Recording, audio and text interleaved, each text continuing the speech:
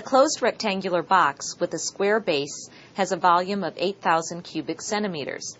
Express the surface area of the box A as a function of the length of a side of its square base x. So in step 1, we have a picture here to help us. Here's our square base, and each side of the square base has length x. And next to it, I've drawn the actual rectangular box with a height of h. So we'll call h our height. Now, in step 2, we're given some information about this rectangular box. We're given that the volume is 8,000 cubic centimeters. So I'll use V for volume is equal to 8,000 cubic centimeters.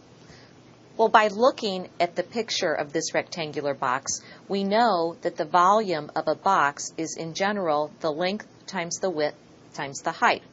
So we can say that the volume is equal to the length, which is x, times the width, which is also x, times the height. So therefore, since the volume is 8,000 cubic centimeters, and we know the volume is x times h, we can set these two quantities equal to each other. And when we do, we get 8,000 is equal to x squared times h. And we can solve this for h. When we do, we get 8,000 divided by x squared is equal to h. Now we're going to move on to part 3. We're asked in this problem to express the surface area A as a function of the length of the side of the square x. So we know that the surface area of a rectangular box is going to be equal to the area of the base plus the area of the top base. Since the area of the bottom base is x times x, or x squared, the area of the top base is the same thing.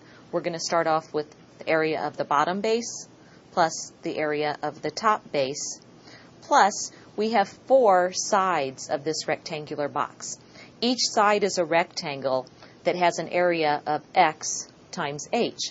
Since there are 4 sides on the box, we have 4xh. Now, we want to make sure that we represent our area as a function. So instead of a, I'm going to write a of x, and we want it as a function of x. So we have x squared plus x squared, which is 2x squared, plus 4x times h. But remember, in part 2, we solved for h. We found out that h was 8,000 divided by x squared. So we'll put that in here. 8,000 divided by x squared, and we can simplify this right-hand side.